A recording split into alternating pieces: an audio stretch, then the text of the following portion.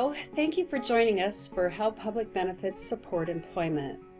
We'll be looking at supplemental security income in this module, and I want to start off by just introducing ourselves. I'm Susan Harrell, and I work for the Washington Initiative for Supported Employment. I've worked for them for the last 20 years. But prior to that, I was working in this field first as a provider of individual employment services clear back in 1985, and then as a consultant through the 90s to a variety of different customers, including counties in the state of Washington. My focus throughout has been on employment for people with significant disabilities, and along the way, I did a lot of work on public benefits and the way in which employment might impact those benefits so that I could help people make informed choices. So I'm happy to be here today to share some of that information with you. Scott? Yeah, hi, my name is Scott Leonard. I've worked in the field of supporting people with developmental disabilities for over 20 years, and for 15 of those years I help people navigate through different government systems. And so Susan, you and I have talked about this. When people get benefits from the government, they often don't receive a lot of information about how those benefits work.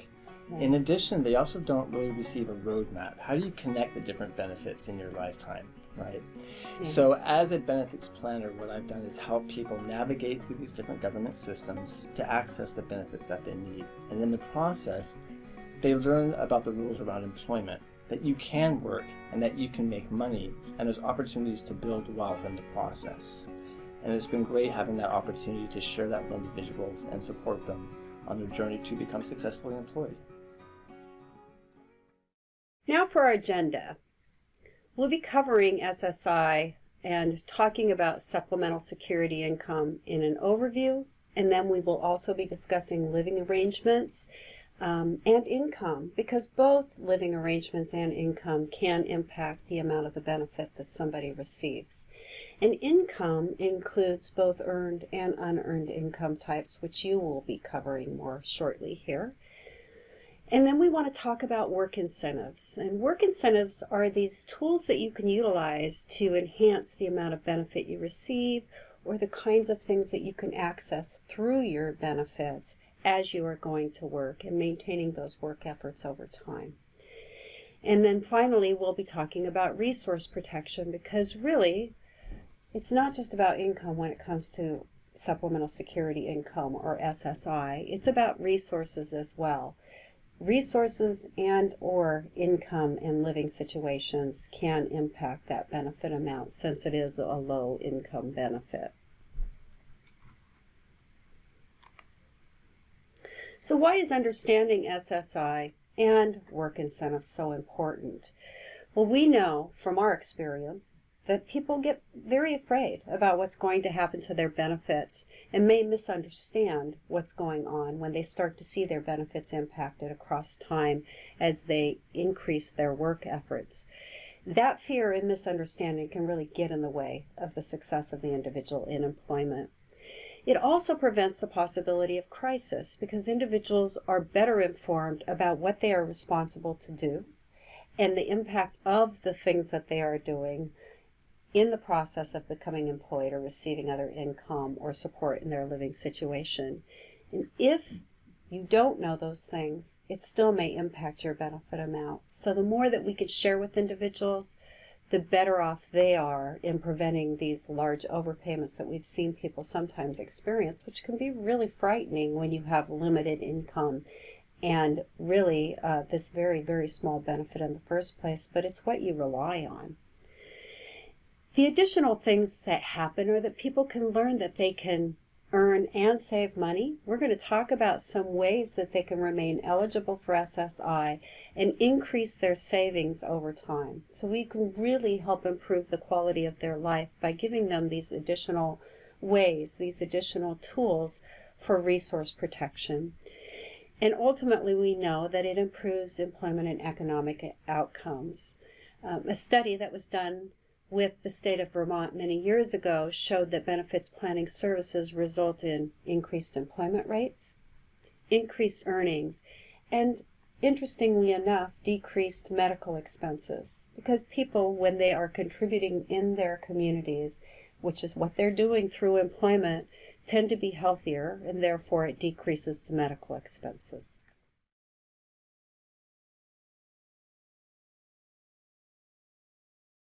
So let's start off by talking about a brief history of Social Security. It creates a context so you can understand the different benefit programs that are available for people with disabilities. So Social Security actually didn't start until 1935, and it was in response to the Great Depression. So people had worked their entire lives and saved money, and then when the Depression hit, they lost some or all of those funds. There was no safety net for individuals, so they created Social Security. And this is a way now that we are paying FICA taxes, paying into Social Security so that we have a retirement benefit available to us. This created retirement benefits for individuals. Now, at the time, there was nothing for people with disabilities. That didn't start until 1954. And that's when they created Social Security Disability Insurance. So disability insurance is a benefit that we all pay into when we're working. And if we become disabled and it affects our ability to work, we may qualify for some Social Security disability insurance. What they also created at this time was a benefit called Disabled Adult Children, or DAC. And this is actually a benefit available for people who have a disability that started when they were under the age of 22, and now they are an adult. If their parent retires and collects retirement benefits, or becomes disabled and collects disability benefits, or dies and could have qualified for benefits from Social Security, the adult son or daughter may be eligible to collect a benefit based off of the parent's work history. So at that time in 1954, disability benefits were based around a person's work history or a parent's work history. It wasn't until 1972 that they created SSI. And this is a benefit program that's available for people who are aged, blind, and disabled, and they have economic need. Perhaps they don't have much of a work history, so they haven't qualified for SSDI. And so they are able to get some funds to help them pay for their basic food and shelter needs. This benefit is also called Title 16. And supplemental security income is managed by Social Security, but the money comes from a different pot of funds. So let's talk about the definition of disability for Social Security. And this is just a high-level overview. We could spend a long time talking about how Social Security makes a decision about disability. But generally, a disability is first substantial. So it results in the inability to work at a substantial gainful activity. Now on this slide, if you look in the corner, there's a box that reads SGA 2019. SGA stands for Substantial Gainful Activity, and you might hear that term quite a bit. We also write 2019 because SGA changes, usually every year. And so for 2019, for a person who is not blind, if their earnings are $1,220 gross per month or more, they're considered performing Substantial Gainful Activity, or SGA. And if the person is blind and their earnings are $2,040 or more per month, they would be considered performing SGA as well. Scott, why is there a difference between non-blind and blind SGA? Yeah, that's a good question. What I've heard is actually due to the lobbyists for people who are blind. And what we'll see is that there are work incentives that are available for people who are blind that are actually very advantageous to that group of people. And so I just heard they had really strong lobbyists. Did you hear that same story? I did. Yeah. I did. And I think that you'll notice as we go along that there are other benefits that being considered blind by Social Security's definition really bring to individuals. Right. So it's kind of an interesting thing, these differences. That's right.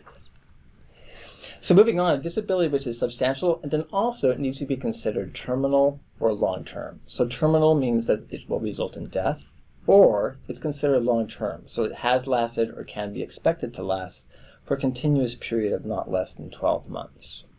Now, these definitions of disability apply at the time of application for all the disability benefits, but when someone receives SSI, the rules change a little bit. They no longer consider that part about substantial gainful activity, and that's an important piece that we're going to talk more about later on in this training.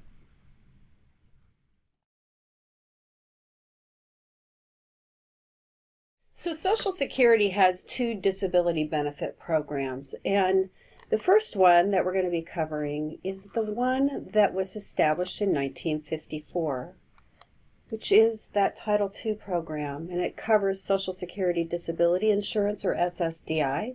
It also covers the Social Security for an adult child of an individual who is retired, deceased, or disabled, and that is known as Social Security Childhood Disability Benefits, or SSCDB, and that previously was known as Social Security for the Disabled Adult Child.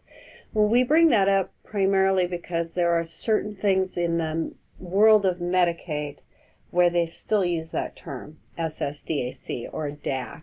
So we'll probably hold that and keep that in mind as we move towards talking about medical benefits in a future module.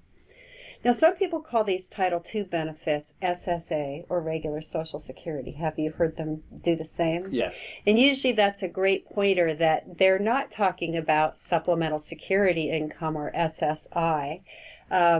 People usually know exactly what that benefit is, and they will call it out separately, the supplemental security income. And that's very different than the terms that they use for that Title II SSDI or SSCDB benefit. And you know, Scott, I didn't mention earlier, but under Title II, there is also Social Security for widows or widowers who have a disability. And we have not spoken about that, and we probably will not cover that a great deal in this series because it's such a small window of time in which somebody is eligible for that benefit. But it also falls under those Title II benefits. For this session, though, we are going to be focused solely on Title XVI SSI, or Supplemental Security Income. How do people qualify for SSI? Because it's a general tax fund program, it does not tap into monies that are in the Social Security Trust Fund. It is defined for people who have limited income and limited resources. In other words, it's for people who are aged, blind, or disabled, who are of limited income or limited resources and don't have a long work history, or someone else who has a work history that they could tap into those Social Security Trust Fund benefits for. So, limited income, we're going to talk more about what that means, and then resources of less than $2,000 for an individual, or for a couple, it's resources of less than $3,000. So in other words, there's really not twice the resources for a married couple. There's just 1.5 times the resources. Right. So Susan, I have a question. Sure. I found that people often get confused about income and resources. How are those two different? Right. So I think probably the easiest illustration would be that if somebody gives me a bunch of money in the middle of the month, that when they give me the money, when I receive it, it's income.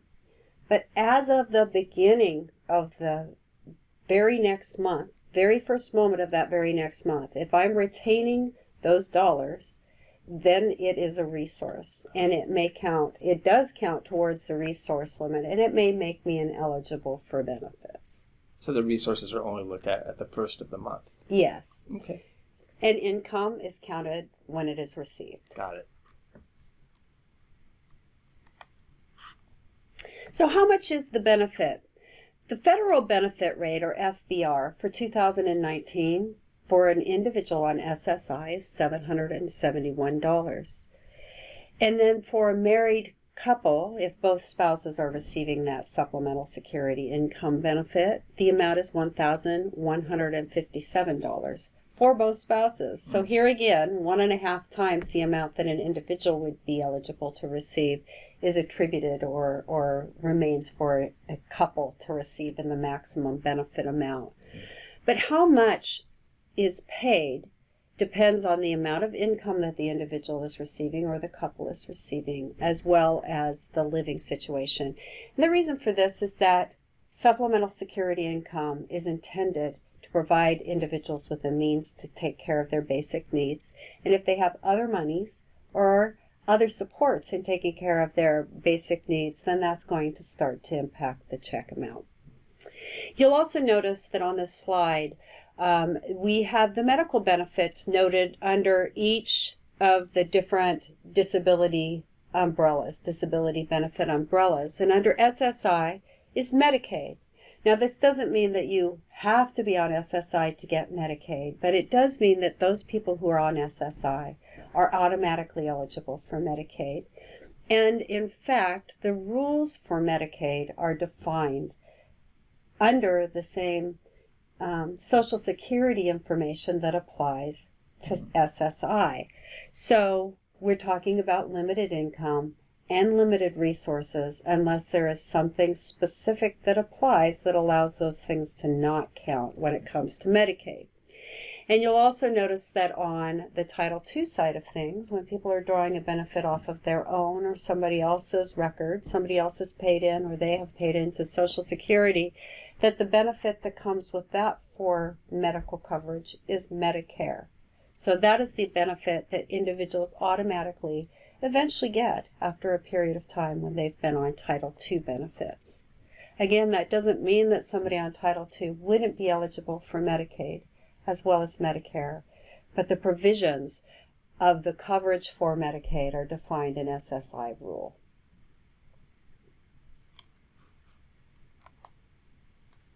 What happens if other income is received? For people that are on Title 16 SSI benefits, the check is adjusted monthly based on the income that is received. And we're going to go through a formula with some examples after you talk a little bit about the living arrangement, just so that people understand the impact and what happens when other things are provided that help somebody take care of those basic needs. Okay, now we're going to talk about living arrangement and income and how each affect SSI. And when we talk about income, we're talking about two different types of income. We're talking about earned income, which comes from a job, and unearned income, which does not come from a job. For example, a cash gift, that would be unearned income. And living arrangement, earned income, and unearned income all affect the SSI benefit. Let's start off talking about living arrangement and SSI. So as you were saying, Susan, the purpose of SSI is to pay for a person's sort of basic needs, food and shelter needs, right? So Social Security wants to know about a person's living arrangement when they're making decisions about SSI eligibility and the amount that the person receives. So, for example, let's say someone is living with their parents, and I see this often when people are younger, maybe they're age 18, they qualify for SSI, and they're living with their parents. Their parents may not be charging rent. And so when the person applies for SSI and qualifies for SSI, they become eligible for less than the full federal benefit rate, less than the $771 for 2019. It will be reduced by approximately 1/3. That's the most it can be reduced by. But the logic behind this is that if a person does not have to pay for the rent, then they do not need a full SSI check to pay for their basic needs. Right. So if a person is not paying rent, it actually works to their advantage to pay rent so they can qualify for the full SSI check, right? Right. Now, interestingly, there are some other situations where people may not be paying for their rent or they receive public support, but they do qualify for a full SSI check. So, for example, people who are homeless will often qualify for a full SSI check. It may not be reduced by 1/3, like someone who's living with their parents and not paying the rent. And then also public housing support. And that also goes for, say, food benefits. If someone is getting support with their housing, say Section 8 housing, maybe they're having a reduced rent that they have to pay, that does not affect their SSI. They maintain the full SSI check in that situation. And then also food benefits. A person can receive food benefits and the full SSI check. I think what's important for people to realize, though, is that it's not just income that can affect their SSI, it's also their living arrangement. And so if a person has a change in their living arrangement, if they're going to start paying rent, or even if they move, they really need to notify Social Security and give them that information. Right. So as we discussed earlier, there's two types of income that Social Security looks at. There's earned income, and that's gross income received from a job, and there's unearned income, and that's money that the person doesn't earn. Let's talk a little bit about that earned income piece. So first of all, we're talking about gross income. That's income that the person earns, but before they take out taxes, before they take out union dues, before they take out retirement benefits, they're looking at that dollar amount. That's the amount that a person's going to report to Social Security. It's also the amount that they receive from a job. So they're going to look at the amount of money that person actually receives between the 1st and the 30th or 31st. That's the amount that gets reported. Now, unearned income is money that the person did not earn from a job. So, for example, SSDI.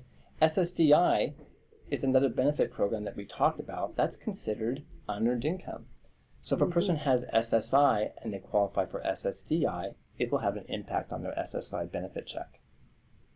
Also, if they get gifts, this is something that happens fairly often. Someone gives someone on SSI a cash gift. Technically speaking, that person is supposed to report that cash gift to Social Security. And when they do that, that's considered unearned income. And as we'll see, that actually causes the SSI to go down significantly. Inheritance, child support, those all are considered unearned income. And the reason we talk about earned income and unearned income separately is because each have a different effect on SSI. We find that the rules with unearned income are much less forgiving than the rules around earned income. And they do that because Social Security wants people to work. They've built in work incentives, so it has less of an impact on the SSI check when a person reports their gross wages. So there are exceptions to the income that Social Security looks at. This is excluded income. Here are some examples: income tax returns and tax credits. And so, for example, it wouldn't make sense if you got a tax return from the government and then they turned around and reduced the person's SSI. So that's considered an excluded income. Same as Section 8 and basic food benefits. We talked about that earlier. That type of public assistance generally does not affect the SSI. Same as low-income home energy assistance. Now, this is interesting. Bills paid by someone for things other than food or shelter. So let's say that my uncle wants to give me $100 and I have SSI. If he just gives me $100, that's going to be considered unearned income, right? But if my uncle were instead to take that $100 and use it to pay for, say, my cell phone bill, or maybe buy me some furniture, that's money is not coming to me, and it's not paying for either food or shelter. And in that situation, that is not considered unearned income. Right. So if someone wants to give me a gift, that might be a wiser way to do it. Yes. People often ask questions about gift cards, and what do you tell them when they ask you about giving someone a gift card instead of giving them cash, for instance? Yeah, if the person has a gift card and that is available to them to be able to purchase, say, something related to food or shelter, then it would be considered unearned income. But if it was a gift card for something that was not related to food or shelter, then generally that's not considered unearned income. That's the information that I provide. Would you agree with that? Yes, and so that can be tricky. Yep. If you buy, let's say, a gift card for Fred Meyer. Correct. Then you can purchase food at Fred Meyer, and that means that you should report, because that's unearned income, right? That's right. But let's say that it is something like a gift card to a beauty store, and you can't pull any cash off that card. That would not be considered something that was accessible to you for food or shelter, right. And therefore I agree. would not be considered unearned income. That's right. Right? Yeah. So that's kind of tricky, and sometimes it's easier if people just think of other ways to do it. I agree. Yeah. And, if someone's not sure, they can report it, right? They can report it to Social Security and let Social Security make that decision. Yes. I think it's always best to err on the side of reporting income to Social Security. Would you agree? I agree. Yeah. Yeah, because one of the other tricky things about a gift card is, can you pull cash out of it? Not just where it is that you can use it, but can you get cash back out of that gift card? That's a really good point. Yeah, because then it should be counted as income. That's correct. Yeah. So something about SSI that's important for folks to understand is that while they're receiving SSI, if there's unearned income that's available, they should pursue it and accept it. And so where we see this is around unemployment benefits. Let's say someone's on SSI and they've been working, and then they get laid off of no fault of their own, and they can qualify for unemployment benefits. Right. Technically, they're supposed to apply for unemployment benefits. And if they qualify for these unemployment benefits, that's going to be considered unearned income. And that's going to affect their SSI. And I've seen instances where those unemployment benefits are so large that it knocks the person off of SSI. Yes. But they have to do that. That's one of the conditions of receiving SSI. They're supposed to pursue any other funding that may be available to them. Correct. I want to talk about the 2-month accounting cycle. So, first of all, we mentioned this earlier, earned income always counts in the month that it is received. So, let's say that I get paid every 2 weeks. Probably around twice a year, I'm going to receive 3 paychecks in a month, right? Yes. I'm actually going to report all 3 paychecks in that month to Social Security for that month. So it's whatever I receive from the beginning of the month to the end of the month, both earned income and unearned income. That's the income that I report to Social Security. Right. Now, when I report it to Social Security, it takes Social Security a couple of months to make an adjustment to my SSI. So let's say, for example, I'm working in January and I receive income and I report it to Social Security. I'm going to report it to Social Security by the 10th day of February. So I take the income that I received in January, the gross income, and I report it by the 10th day of February. So now Social Security has the month of February to figure out what that's going to do to my SSI. And we're going to be talking about those calculations that Social Security uses. If it reduces my SSI, it's going to happen in the month of March. So when I get a reduced benefit check in March, it's based off of my income that I received in January. Reporting income for SSI. And as we were talking about, people have to report their income to SSI. Right. There's different ways to do it. Now, when a person receiving SSI first starts working, Social Security wants that person to talk to a representative, tell them that they're working, and then that representative is going to explain these options for reporting income. These are a few of them. So a mobile app. There's actually an app that you can get on your smartphone to report earned income. You can also do it by telephone. There's a phone number that they'll give you that you can call in and report your gross wages.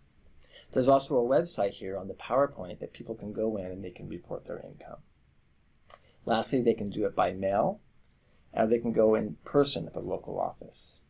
Now, it used to be, I would say 10 years ago, that people typically had to report income just by mail or by going into the office. So now it's become much easier for people to be able to report their income for SSI purposes. Yes. That's for earned income. For unearned income, we recommend that people report it by mail or go into the local office in person and to give that information to the Social Security rep. I have not been able to use the mobile app because I do not receive SSI. So I'm not sure if people can report unearned income through the mobile app, but I've heard that they cannot. Have you heard the same thing? Yes, Okay. I have. And I too, I've tried to test it, but I can't get beyond just the very introductory screens there. Yeah.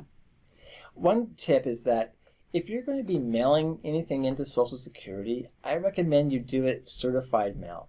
You know, Social Security, they're a huge organization, and just sometimes things get lost.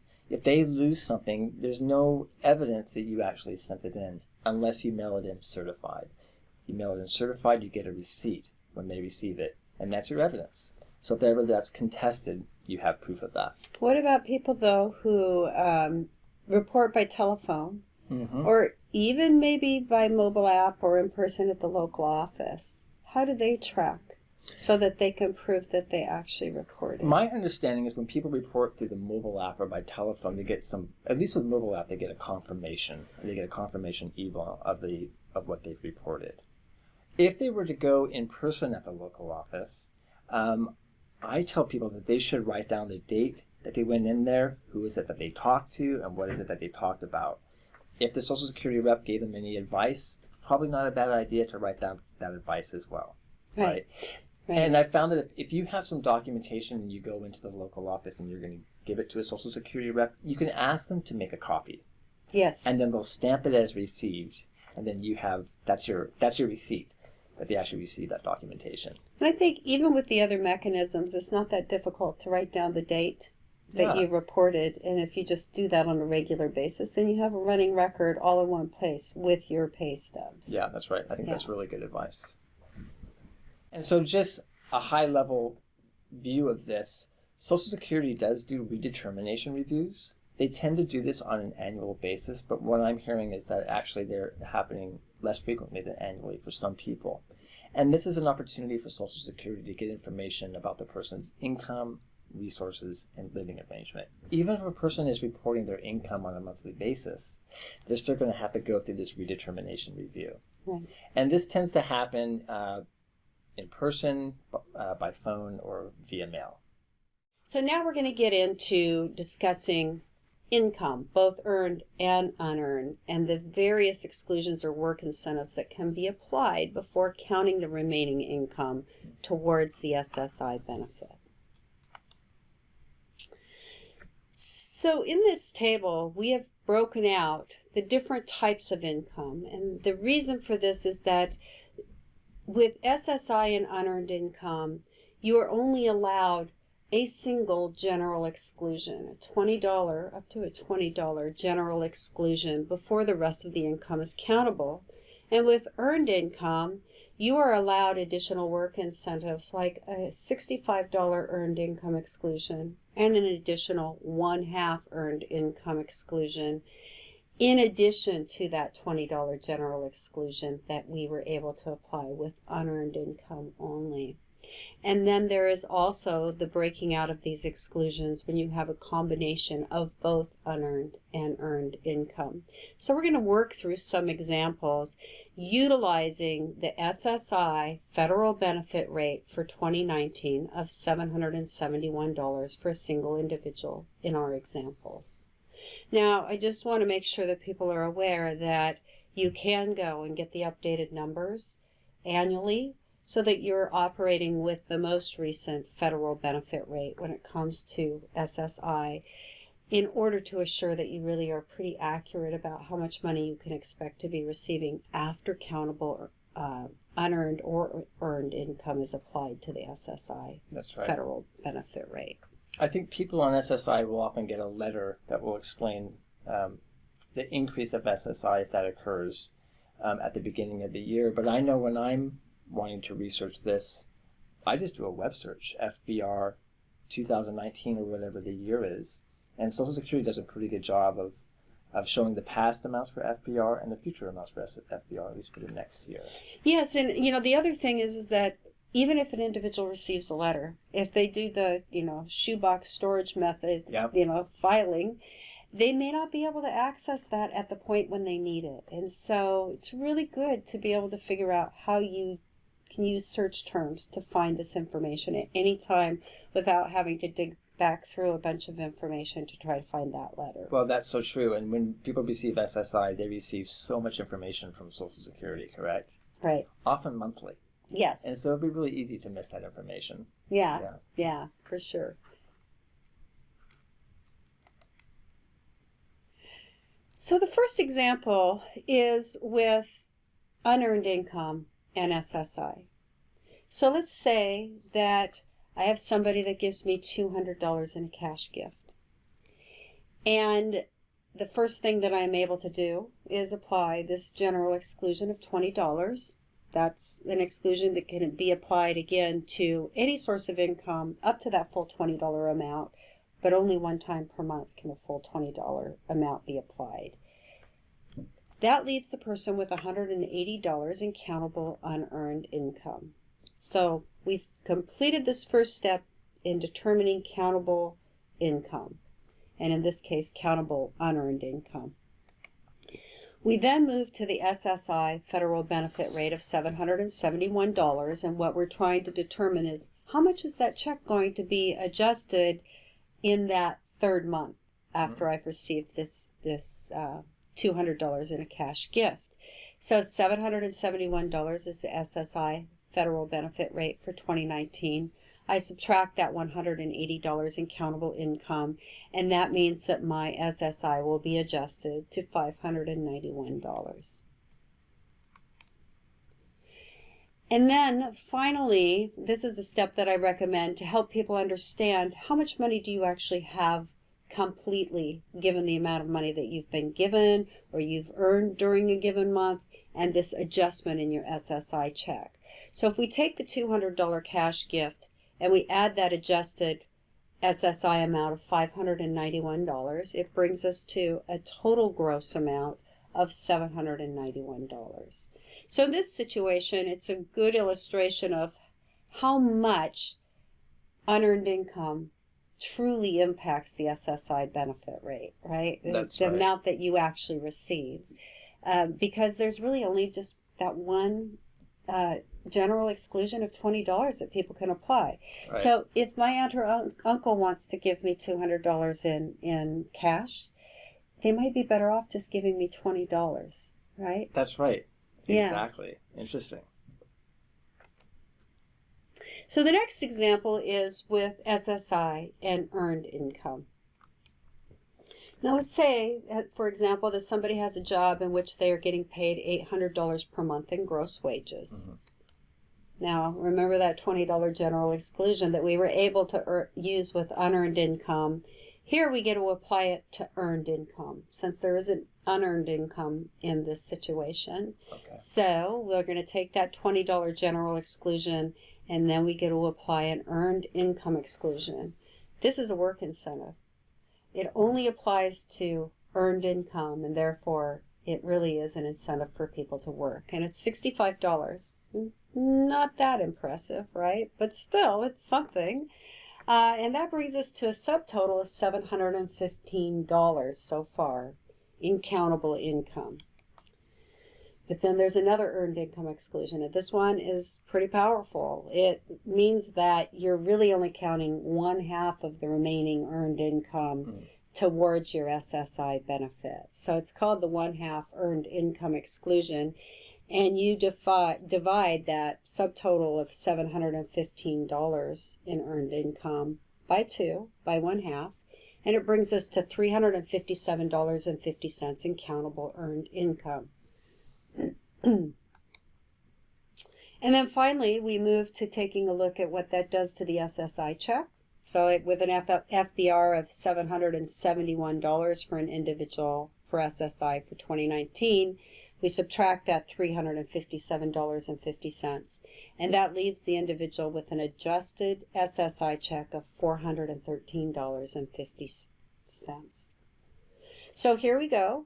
This looks a lot more impressive, right? Yeah. You get to retain a lot more money, and you're finally bumping up beyond that SSI FBR in a much more significant way. And in fact, when I work with individuals and I try to show them the value of work, I again go to this place where I add together how much did they get in gross wages, how much was their adjusted SSI amount, and you can see in this situation the $800 in wages plus the $413.50 in adjusted SSI means that the individual has a gross amount of $1,213.50. Yeah, I think that's pretty powerful. It is. After the $20 and $65 exclusions, the SSI is only going down by about 50 cents for every dollar. Right.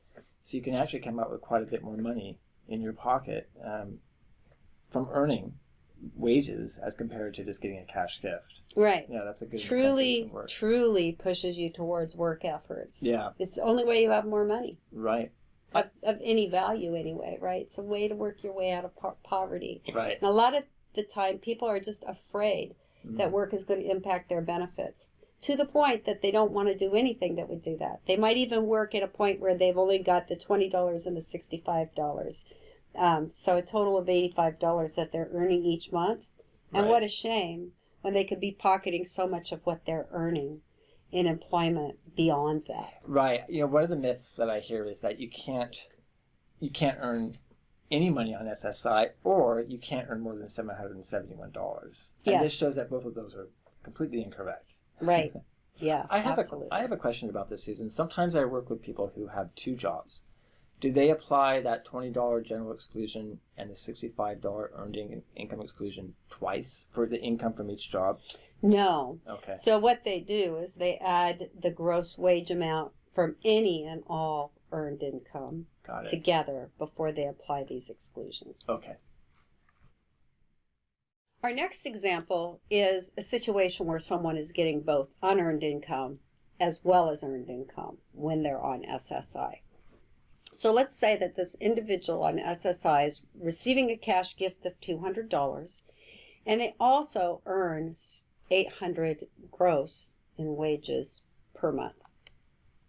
So let's start with the $200 cash gift. Now remember, in the first situation, we applied the general exclusion to the unearned income amount. The next example, we applied it to the earned income amount. Right. And in this situation where you have both earned and unearned income, you first apply it to unearned income. So this $20 general exclusion is going to be used up by applying it to the unearned income, leaving the individual with $180 in countable unearned income. And now we're going to go over and take a look at what is countable out of the earned income. So with $800 in gross wages, the first exclusion we can apply is that work incentive, the earned income exclusion of $65. So we skipped right over the $20 since we already applied it. And that leaves us with a subtotal of $735. We then can apply that 1/2 earned income exclusion, which brings us to $367.50 in countable earned income. And then finally, we need to take both countable income amounts and add them together so that we know what the total countable income is. So the unearned income of $180 that's countable, and the earned income that is countable of $367.50 combined bring us to $547.50 in total countable income.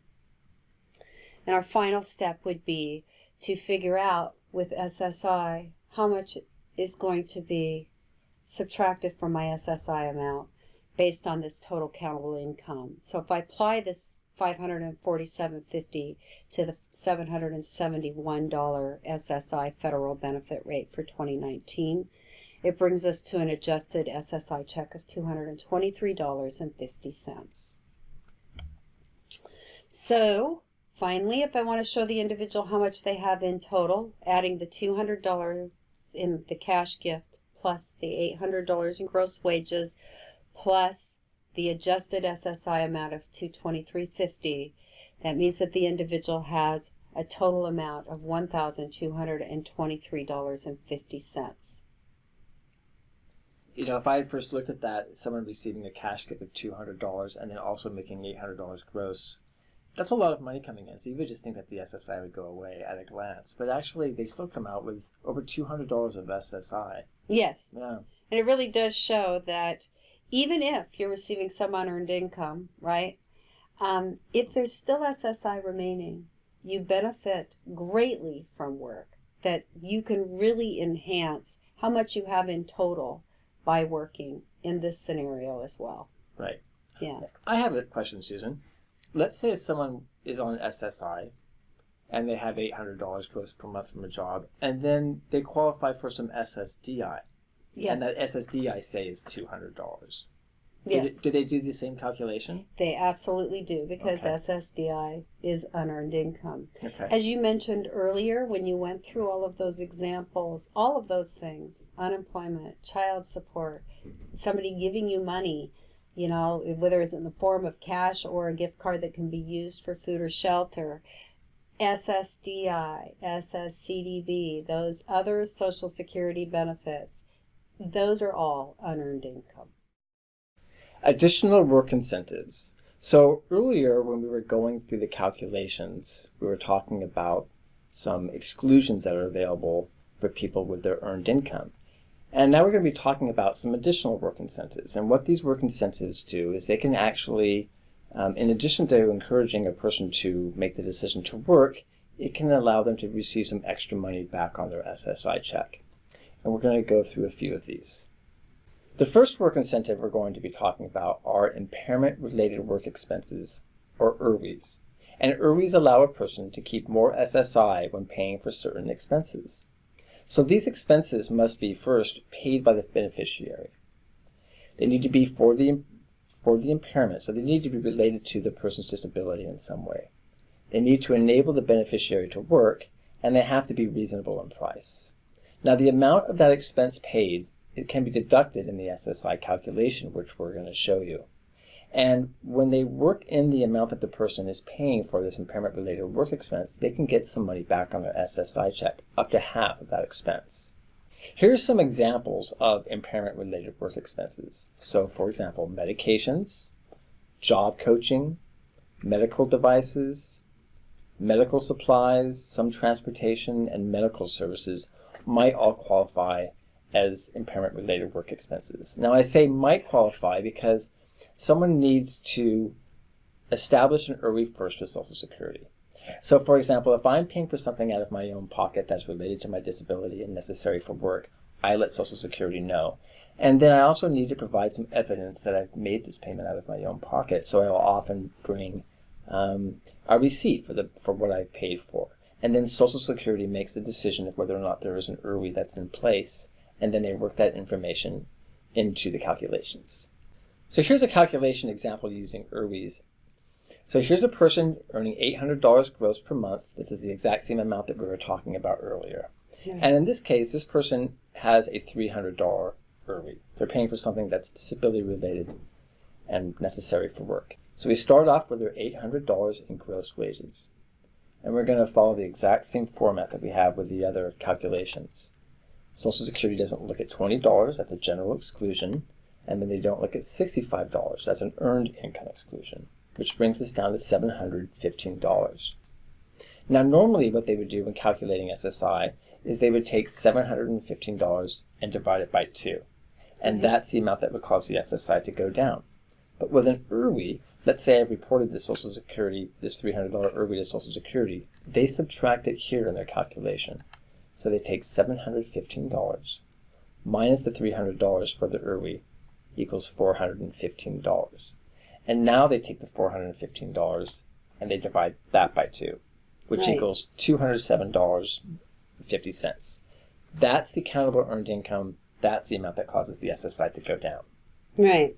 And I think of note is that really this $207.50 in countable earned income that you're showing here is $150 more than the previous example of that $800 wage earner, right? That's right. So really, because you applied this $300 IRWI prior to dividing by 2, giving that 1/2 earned income exclusion, in essence, what occurs is... What happens is they get half of that benefit back on their SSI check. Right, yeah. Yeah. It reduces their countable income. And so they get more SSI. It's not full coverage in terms of a work incentive in buying something, but if somebody doesn't have another way to be able to access a resource or an enhancement to what they're buying, this certainly offers them something, right? Absolutely. So let's continue with this calculation. So the person has $771 in SSI. They subtracted $207.50 for the countable earned income, which equals $563.50 SSI. And altogether, then the person has their $800 in wages. They have $563.50 in SSI, altogether for $1,363.50. Then they're taking their $300 out of their own pocket to pay for that impairment-related work expense. But you know, they would have been paying for that anyways. They might as well report it to Social Security, right? Right. I'm wondering, Susan, what are some IRWIs that you've experienced in your time working with individuals? Well, I think one of the IRWIs that I came upon where I actually had to work to make a case for it was somebody who was using speech therapy. and they were paying for this out of pocket. They were working at a company that they'd worked at for quite a long time, actually since they'd been out of high school. This was somebody with significant hearing impairment.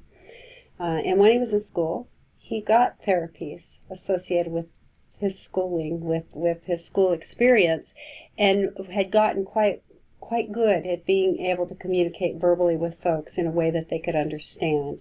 But in the years after he got out of school, when he was at work, slowly but surely those skills declined.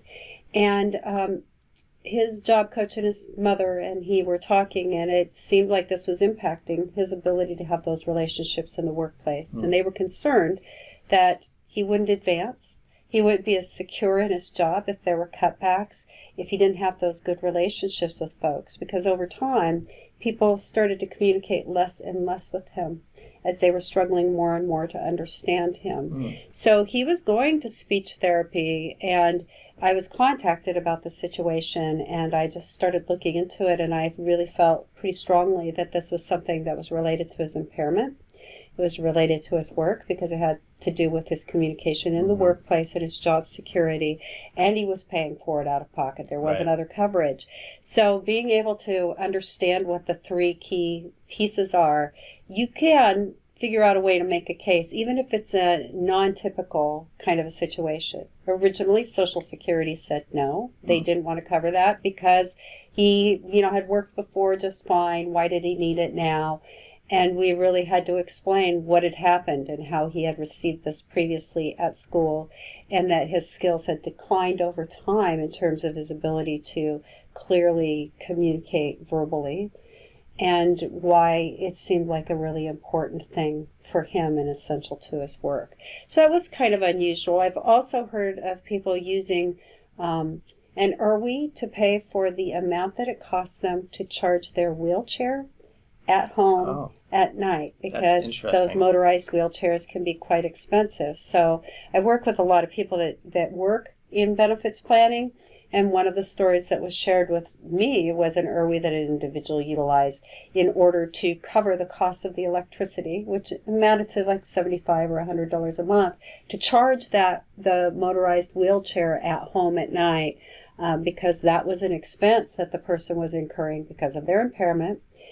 The wheelchair was something they used in work, and they were paying for it out of pocket. And $75 to $100, getting half of that back, that's a considerable amount, actually, when someone's on SSI, right? Right, Yeah, I found that when I am working with individuals around their benefits, I often find incidents where they are paying for something that would qualify as an IRWI, and they just didn't know. And it's just a matter of getting that documentation together and submitting it to Social Security. And sometimes it's creating the argument as to why this is necessary for work. But then backing up with some sort of receipt or evidence, Social Security then will tend to approve it. Right. Now, one of the things about IRWIs is once it gets into the system, sometimes Social Security can just let that amount run. And so they're just working into their calculation every single month. I don't know if you've seen this before or not. And yes. Maybe that IRWI stops. But Social Security, if they don't know, they may keep applying that in their calculation. And that's not such a good thing, because the SSI should probably be going down, and it's not. So I always tell people when I help them establish an IRWI is to remind them that when the IRWI stops, they need to notify Social Security.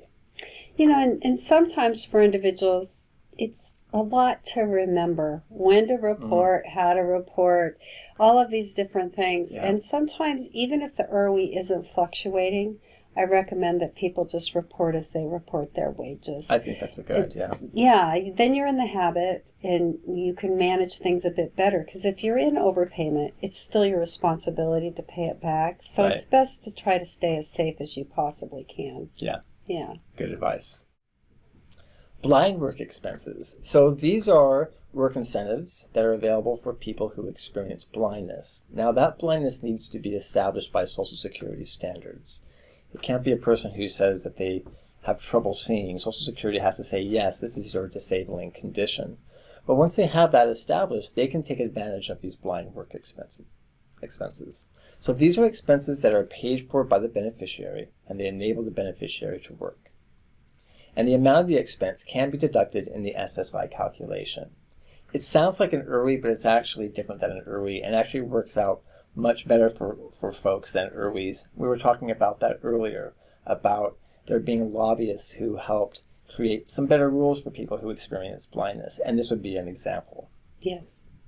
When people use blind work expenses, they can actually potentially get their entire amount of their SSI back when they report this information to Social Security. Right. Yeah. Based on the expense. Based on the expense, correct. So let's go over some examples. These are different than IRWIs. So for example, state and federal taxes. Now that would never fly as an IRWI because it's not impairment related, but it does qualify as a blind work expense. State and federal taxes qualify as a blind work expense. If a person reports that information to Social Security, they can get some of their money back on their SSI check.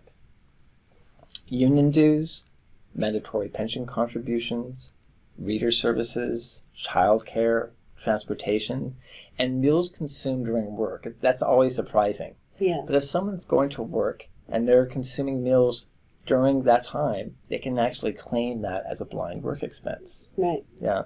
And food for your seeing eye dog, right? Yeah. Yes, that's right. Right. Yeah. There's things that are covered that are so far beyond what we'd ever think about with an IRWI. Yeah. And you could also roll in anything that would have been an IRWI typically into a blind work expense if the individual is somebody that meets that definition. Right. Now, Susan, in your experience, if someone was blind and they started working, do you think Social Security is going to proactively let them know about blind work expenses? What I think is best to check and make sure and identify what you're eligible to receive and point out that that's what you're expecting to be able to claim, right? Mm-hmm. Because people are people and you can't always predict exactly how much the individual you're meeting with, wherever it is that you're meeting and who you're dealing with, how much they really know about these specific things. So to me, the best advice is to talk it over with a Social Security rep, establish it, and then move forward. Yeah, I agree. That's the same advice that I give as well. So let's do another calculation. And this is going to be very similar to the IRWI in terms of the numbers, but the outcome is going to be actually quite different. So this person receives SSI, $771. They're earning $800 gross per month. And this person has $300 in blind work expenses. We start off the exact same way. $800 in gross wages, minus a $20 general exclusion, and minus a $65 earned income exclusion. That equals $715. Now, if we were doing an IRWI here, we would subtract it here, right? We would subtract the $300 from the $715. Right. But with blind work expense, you continue on with the calculation. So it falls after. That's right. Yes. So what we do is we take the $715 and we divide that by 2, which equals $357.50. Now, normally that's the amount that the SSI goes down by. But this person has reported $300 of expenses that qualify as blind work expenses. So Social Security subtracts that $300 here. $357.50 minus $300 in blind work expenses equals only $57.50 of countable earned income. Amazing, isn't it? Yeah. So the SSI is only going to go down by $57.50. $771 of SSI minus $57.50 of countable earned income equals $713.50. Yeah, that's just amazing. And altogether, you can see here that they get their $800 in wages, almost a full SSI check, $713.50 for a total of $1,513.50. And yes, they're paying out of their own pocket for those blind work expenses, but they're basically getting all that money back on their SSI check. It's pretty amazing. Right. And if you think about state and federal taxes, that's something that everybody has subtracted from their checks typically, right? That's right. But that you could turn around and claim that as a blind work expense is pretty amazing. Yeah, it's really powerful. I just met with an individual who he had just gotten a job, and he experienced blindness. And he was going to be making over $2,000 a month and wasn't aware of these blind work expenses. So we went through and looked at the taxes that he would be paying, lunches, and he also had transportation costs. And when you subtracted all of those in their calculation, he actually ended up with a significant amount of SSI, even though he was making more than $2,000 a month from his job. Yes, it's a great thing. Yeah. Mm-hmm. Yeah. And I think the piece of advice that I give to folks when they are professionals working with a broad array of individuals is to note that there are people who have conditions that continue to worsen over time. So somebody may have decent vision at the point that they apply for Social Security, but over time, maybe their vision ends up deteriorating and it gets to a point that it would meet the definition of blindness with Social Security. So when you notice that somebody that has a vision impairment is thinking about work, that they're starting to move into that arena, you might want to double check to see if they've let Social Security know that they may indeed qualify as a person that is blind under their definition. That's really great. Yeah, thank you. So the Student Earned Income Exclusion, or SEIE, this is an exclusion just for students who are under the age of 22, and this is a really great work incentive. I really like this work incentive. It's for students under the age of 22 who are regularly attending school. Now we'll talk a little bit more about what that means to be regularly attending school. This exclusion is a little bit different than the other two exclusions we've talked about. So basically, the person can exclude a total of $1,870 per month of earnings under this exclusion, up to a maximum amount for 2019 of $7,550. Now, once a person earns more than that amount of money, then the SSI goes down, as it normally would go down. But what's great about the Student Earned Income Exclusion is that it gets renewed each year. So let's say a person is only 18 and they have a job, right? They could be making money from their job, applying the Student Earned Income Exclusion, and may not see any reduction in their SSI potentially for the entire year. And then the next year, they get a whole new annual amount that they can utilize. And you say that. I noticed that 2019 is here again. Yeah. So what does that mean?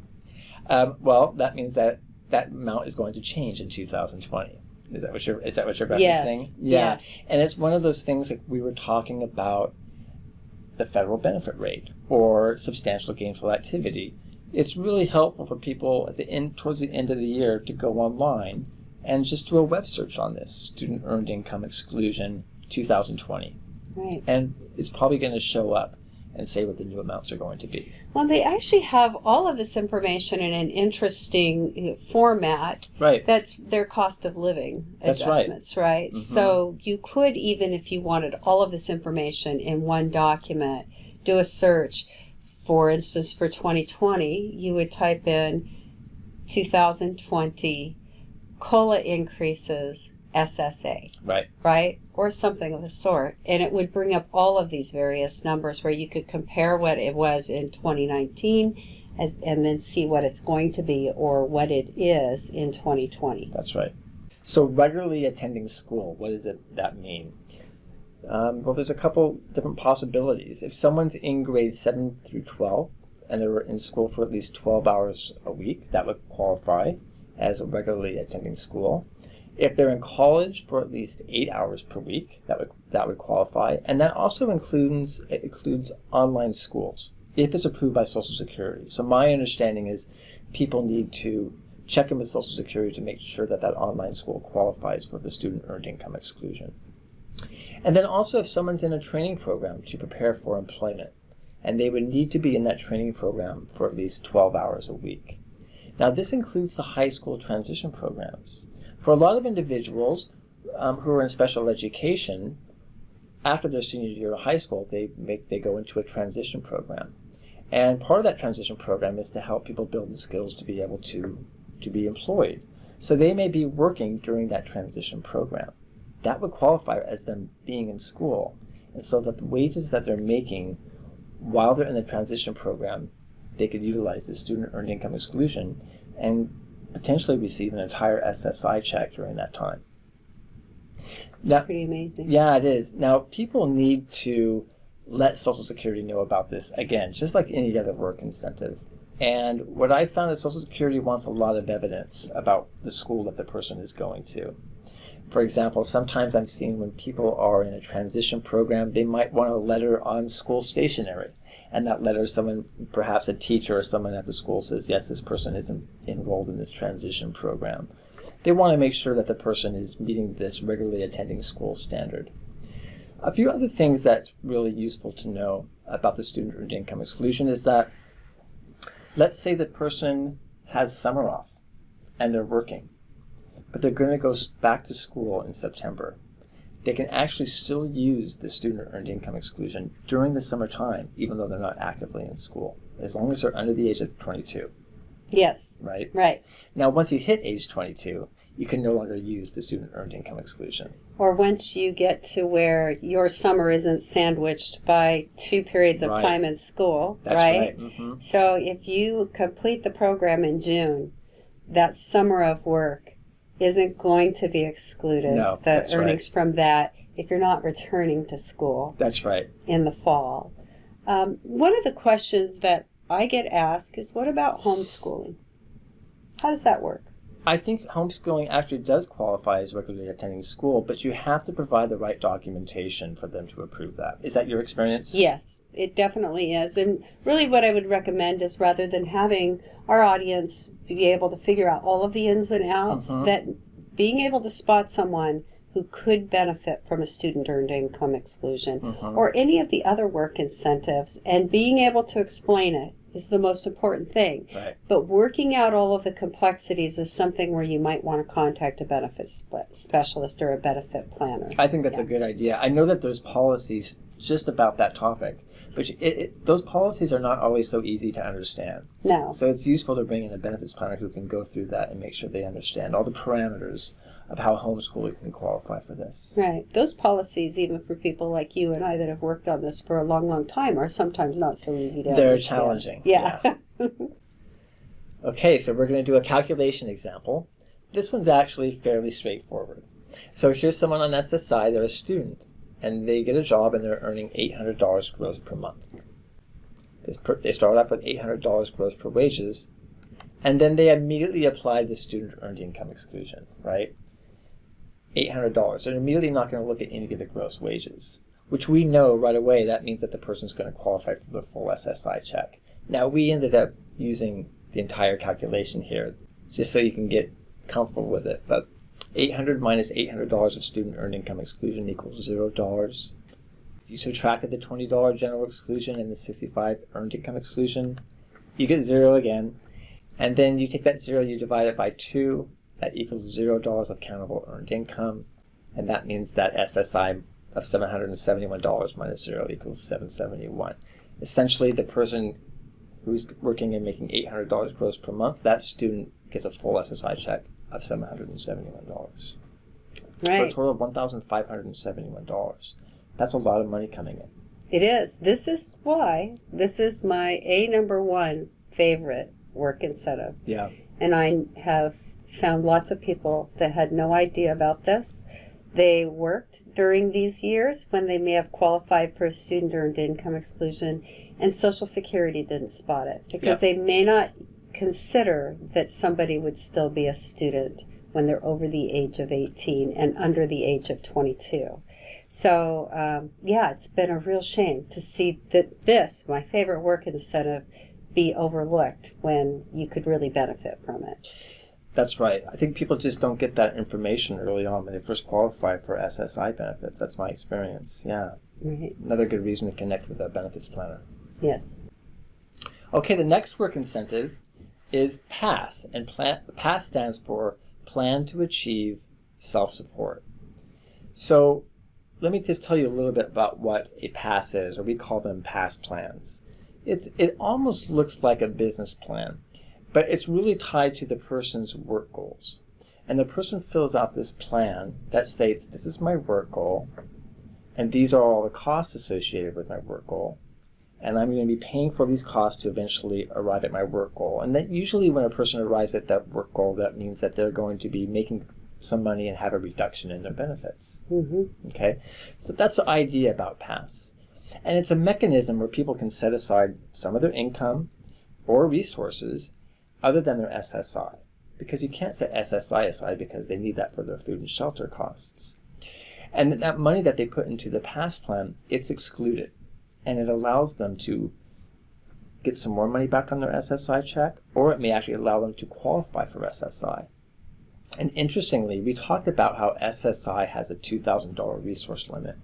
But when you have a PASS plan, if you're setting money aside in a separate bank account for all the things that are listed in your plan, that account can go larger than $2,000, and it does not violate that $2,000 resource limit.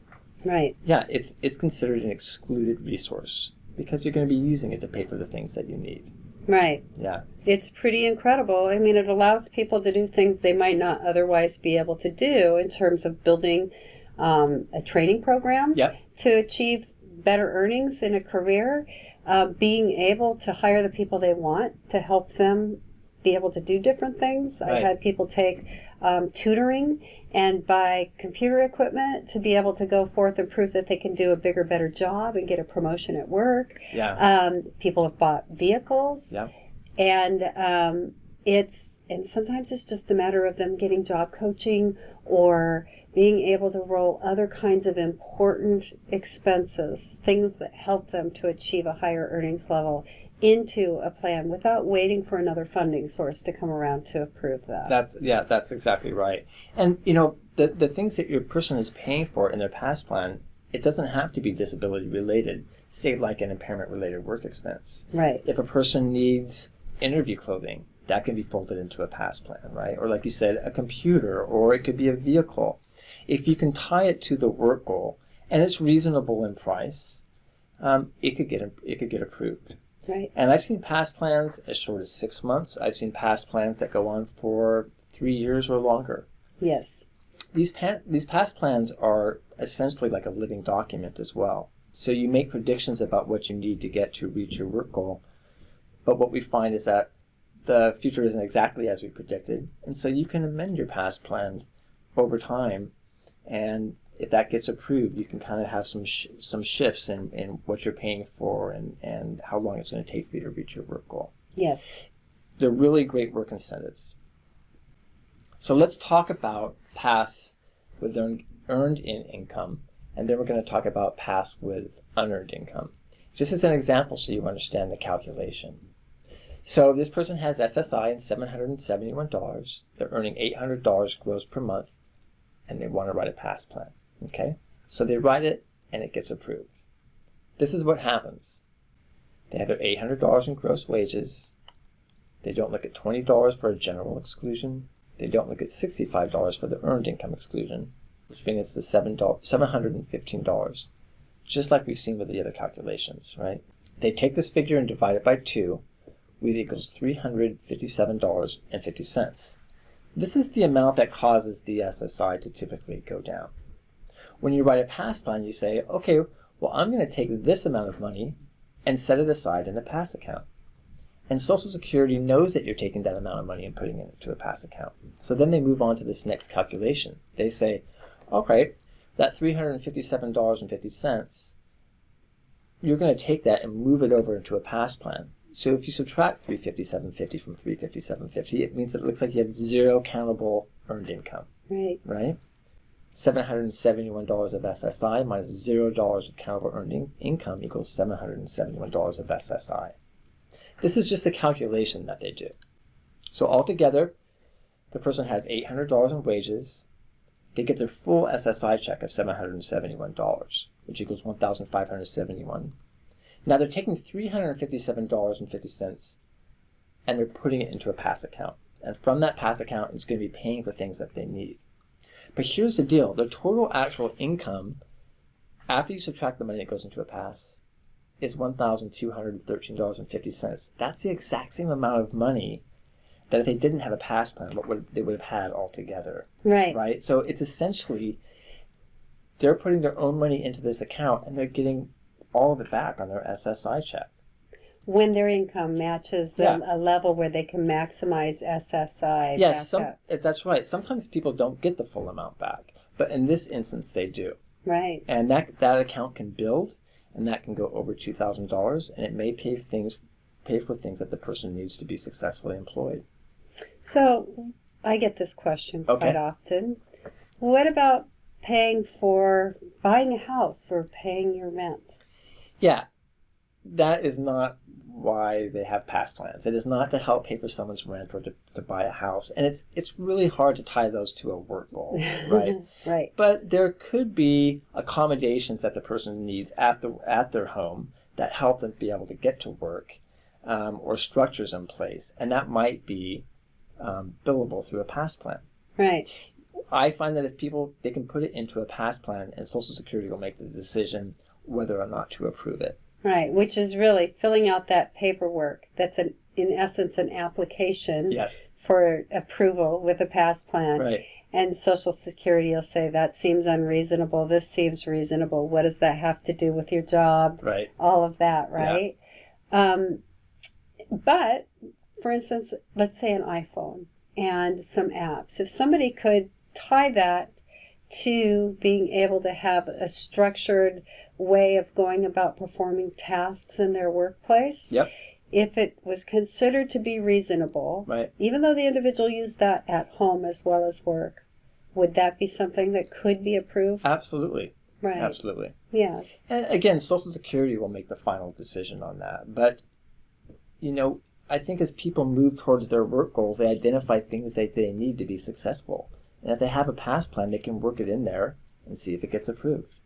I've also often felt like early in my career, I wish I would have known more about how to make these things happen. Although certainly in the 80s I was working on writing passes. It's just a lot harder, at least in the area where I was working, to be able to get those approved. But they really are like pulling money out of a hat. It's pretty incredible because the individual defines what it is that they want and what it is that they need. Of course, they have to have Social Security approve it. Like, they have to be able to create sort of an argument of need. But they're not waiting in line in any other way. It's all about their benefit picture, their employment picture, and what it is that they can say will help them achieve greater independence, lessen their dependence on Social Security specifically, and ultimately have a much better career as a result. Yeah, that's so well said. Yeah, it's exciting. I really love them. Yeah. And I think they're underutilized. I agree. I think they're underutilized as well. So let's give an example here of past with unearned income and SSI.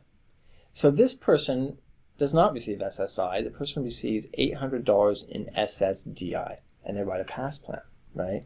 So why does this person not have SSI? It's because they have too much unearned income. That's why. So Social Security would do this calculation to determine what is it that's causing the SSI to go down to zero. So they look at the person's their unearned income, which is SSDI, and they don't look at $20 of it, just like they did if it was a cash gift. They don't look at the $20 of general exclusion, right? Which equals $780. Now, normally we would say, okay, 771 of SSI minus 780, that equals zero. That person does not qualify for $1 of SSI, right? But this person writes a past plan and it gets approved. So Social Security says, tell you what, if you take that 780 and you put it into a past plan, we'll now make that look like $0. So $780 of countable unearned income minus the 780 that you're putting into a past plan is $0 of countable unearned income. So now when they do the SSI calculation, you have $771 of SSI minus 0 equals $771. So basically, this person was ineligible for SSI, but by taking their Social Security check and putting it into a past plan, they became eligible for SSI. It's very powerful. So it really can be. Yeah, so altogether, this person gets $800 of SSDI, $771 of SSI for $1,571. Now they're taking $780 and they're setting it in a pass account, but they still are getting some basic money to pay for their food and shelter costs. And they have this nest egg now to start paying for the things they need to be successfully employed. It's great. Yeah. I think a lot of people would ask why it is that we used an example of somebody with earned income for a pass, because they already have a job, right? Like, wow, they already have a job. Why would Social Security say they want to approve a pass? Right. Well, a lot of reasons. I mean, one, the job could just be temporary, for example. Or maybe the person, maybe they know they're going to be leaving that job at some point. But this is an opportunity for them to make more money and have an even smaller benefit. And that's why Social Security makes the investment. They want to see the person have a reduction in their benefits. That's worth it for them then to kick in their own money. Yeah. Or sometimes you're writing a pass when you already know that the person, they've just started their job. They need maybe lots of training in order to keep their job, maybe to get beyond that probationary period. And you're writing the pass when you already know how much income they're going to be making in the job, and it's about stabilizing that existing job. Right. So there are many different scenarios that really work well with a pass. Right. Yeah. This last work incentive that we're going to talk about is 1619B protection. And we're just going to touch upon it here because we talk about it more in the presentation on Medicaid. But if a person has SSI check, right, of $771 and they're working and making money from a job, if they make so much money that it causes that SSI to go down to zero, they actually are still linked to SSI. They maintain their SSI eligibility. And they will also maintain their Medicaid eligibility. And that's something that people don't realize. They think if their SSI gets reduced to zero because of money from a job, they lost their SSI and they lost their Medicaid, but that's not the case, right? Right.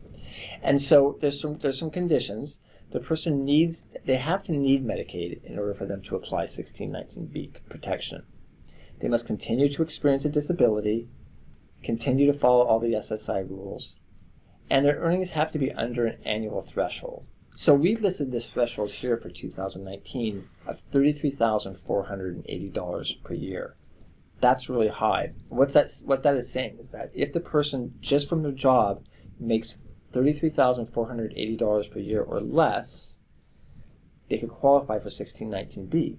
They would stay in the SSI program even though they're not getting a check, and they would maintain their Medicaid eligibility. Right. And I've heard instances where people actually can make more than that amount of money and maintain their 1619B. Right. Yes. With an individualized threshold. Right. Right. And that's based on, an individualized threshold is based on how much their expenses are with Medicaid. And Social Security will take that into consideration, correct? Right. What happens with 1619B is that every state has a different 1619B threshold. Mm-hmm. And it's based on the average medical costs in that state, because obviously medical costs vary from state to state, right? Mm-hmm. Along with a few other factors. And so they do this computation every year to determine how much would you need to be able to make to be able to replace the coverage that Medicaid is providing to you. And so they set an average threshold, and obviously in Washington State, that's $33,480, but each state has different amounts. Uh-huh. And if you're from a different state, you can again go into a search engine, type in your state name, put in 1619B SSI, uh-huh, and the year. And you'll be able to see, there's a table that provides you with each and every state's amount. But for an individualized threshold, maybe I am a high user of medical services, Medicaid covered services. I can apply to have an individualized threshold where the state that I'm living in will take a look at how much I've used Medicaid. Mm-hmm. So what are my Medicaid costs? And if it's higher than this threshold, it will actually bump you up into a whole individualized set, a whole individualized standard. Yeah. I've known people that have had thresholds that were up to $75,000 in recent years because they had so much need for various kinds of medical assistance and costs, right? So it's really one of those things where this isn't absolute. We just know that this is the baseline for people, that you don't have to worry about this until you make more than $33,480 in Washington State for 2019. Right. One of the things I've noticed around 1619P that kind of gets people in trouble is they don't understand the rules about this. So they're making money, the SSI goes down to zero. That's great. They don't realize that their Medicaid is even attached to SSI. Right. They just know that their SSI has been reduced to zero. They think that they're no longer eligible for SSI. Right. And they stop reporting income. Yes. Or they save more than $2,000.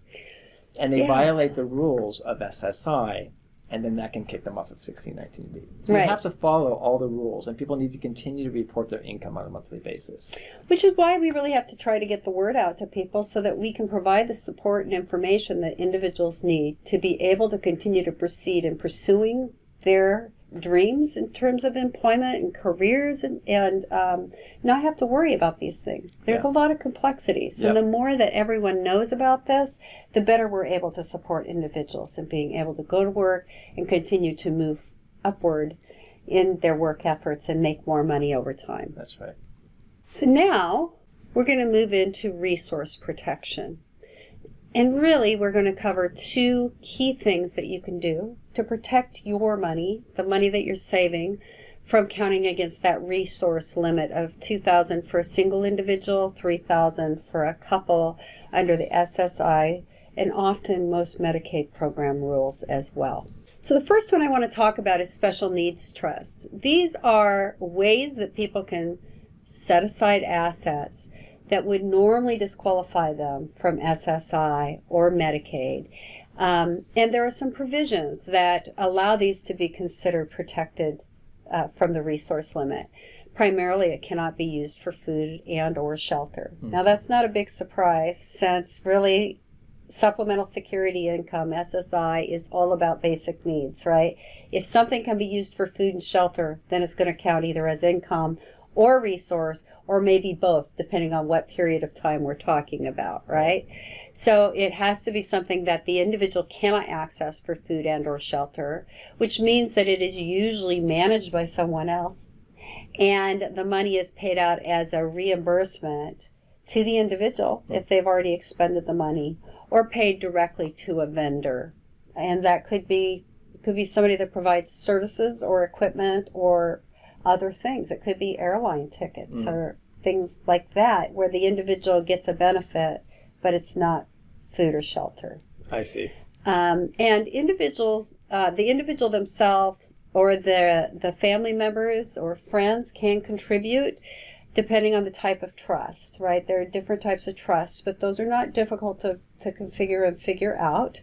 In Washington State, we have several pooled trusts that are set up and already established that people can get into, where they can invest dollars. And that would be something where talking with a benefits planner again would be the best bet for being up on where are you able to find these trusts. But you could also work with an attorney that specializes in special needs trust. It needs to be an attorney that specializes in special needs trust, because if they are not set up the right way, they could cause the person to go into overpayment of those Social Security benefits.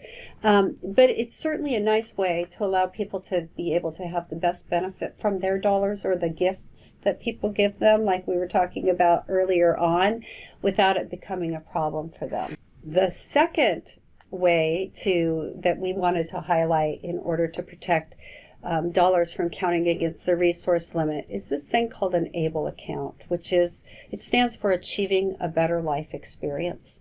Now, this is pretty new, especially in my years. So this was passed federally in 2014. It took Washington State a few years to establish their account. Other states have established theirs as well, and actually you can buy an ABLE account. You can buy into one or invest in one in other states, not just your home state. And there's access to information out there about the states, and you're able to compare what the differences are in these accounts. But these are savings accounts, and you can save up to $15,000 a year, plus an additional $12,140 if you're working. So there's an added work incentive built into this. And this is the current numbers, right? Those numbers may and probably will change. And you get to save up to $100,000 in total without losing your SSI, even though, wow, you're over that $2,000 limit that they've established, right? Well, not here, because this is not money that counts against that resource limit. So you can save up to $100,000 total without losing your SSI, and you maintain your Medicaid at that level. And then if you happen to go over $100,000, SSI drops off. That's suspended. But your Medicaid continues. So you continue to remain eligible for Medicaid. There is an annual fee of $35. And then there may be some additional small annual fees. And these are based on investment choices, but they're pretty nominal. And the money is invested in the individual's choice of risk areas, right? So you get a chance to manage your money as if it's your own investment portfolio, because it is your own portfolio, and you're not taxed on these investments. So we've left the website for the Washington State ABLE accounts up. It's washingtonstateable.com, so that you're able to go there and check that out and get additional information. Now, I want to talk about ABLE eligibility, because not everyone's eligible for ABLE. Okay. The requirements that have been set up within that federal legislation are that you must be somebody that has a significant disability, meaning that you meet that definition that Social Security has for disability, right? Even if you're not receiving SSI or SSDI. And the onset of your disability, when you are officially considered to have had this disability that met that definition of a significant disability, needs to have happened before you turn the age of 26. So, what does that mean? I may be 40 and I want to access an ABLE account. If my disability occurred before the age of 26 and it was of a significant level at that point and continued, I would be able to be eligible for an ABLE account. And if you meet that above criteria and you're already receiving benefits from SSI or SSDI, you are automatically eligible to establish an ABLE account. And those that are not on SSI or SSDI, but they still meet that age requirement, they would be eligible to open an ABLE account if they meet that definition of disability, and that means that you have significant functional limitations. So there would be a process that you would have to go through to be found eligible for an ABLE account if you weren't already on SSI or SSDI and it was well established that you had the disability onset occur before the age of 26. I see. Now, this is still really exciting. We hope someday that it'll expand beyond the age of 26, that we won't have to worry about someone proving when their disability onset date was. Right. But it's still a great, really exciting mechanism for people to utilize to grow their wealth. That absolutely. We were talking, it's only been around since, 2014, at least nationally, right. Not so long in Washington State. Right. And, prior to that time, really trusts were the only way to shelter money, right? Right. And now a person can have a savings account, they can invest that money, and there seems to me to be more flexibility around ABLE than perhaps trusts. Can you have both a trust and an ABLE account at the same time? Yes, and actually when they were rolling this out, I took part in a lot of trainings where they had, for instance, investment professionals talking about this exciting new avenue and how it would all work. And they recommended that you think about this just as you would your own portfolio, where you might have different kinds of investments, right. Not just ABLE with its variety of investments, but different places where you placed money to sort of shore up and make for a more dynamic portfolio. And the exciting thing about ABLE is it gives individuals with disabilities that same opportunity. So I think it's really exciting, and I would encourage you to consider, take a look at it, think about it, and even if you already have a trust, this may be another way to broaden the scope of investments and protect those future dollars for yourself. Yeah. Thank you, everyone. Thank you. Bye-bye.